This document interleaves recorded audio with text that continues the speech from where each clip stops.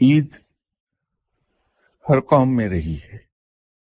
फर्क सिर्फ इतना है कि जब कोई अहले ईमान रोजे रखता है और रोजों के खत्म होने पर रब ताला उस अहले ईमान की मशक्कत की मजदूरी उसे अदा करता है, और जब वो अहले ईमान ईदगाह की तरफ चलता है तो उसने अपने सर पर ईमान की चादर ओढ़ी होती है और कमर में उसके पटका बंदगी का बंधा होता है।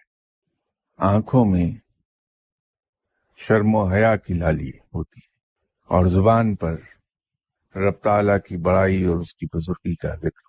अहले ईमान की ईद रब ताला की शुक्रगुजारी का इजहार का एक जरिया बनती है।